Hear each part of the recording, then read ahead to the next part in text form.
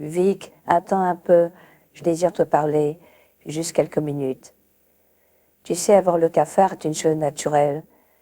Avec l'école, avec ta grand-mère poupette, avec ce tueur en série à tes trousses, qui, dans ta situation, n'aurait pas un certain cafard. Hein.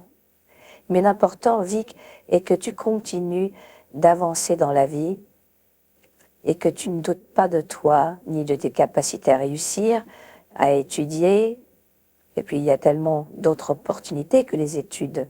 Et Ludovic, on le croise partout et il continue de menacer tout le monde. Et il n'y a personne qui le stoppe.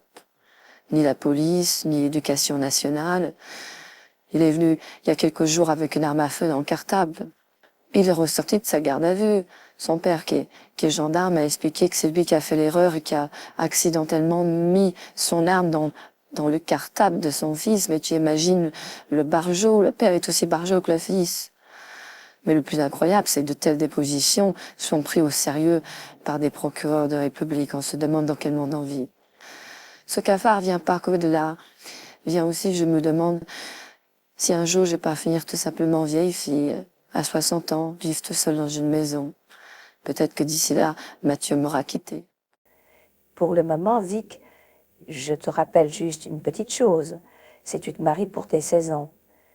Alors, puisque c'est un beau jour qui se prépare et que c'est pour bientôt, je ne pense pas que tu dois te projeter dans un avenir aussi lointain que tes 60 ans.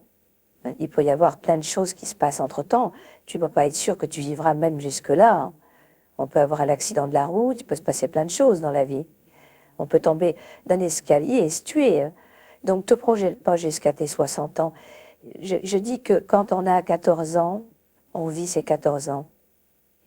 Quand on a 16 ans et qu'on désire se marier, alors tu vivras tes 16 ans avec tes désirs et tes rêves. Tu les réaliseras.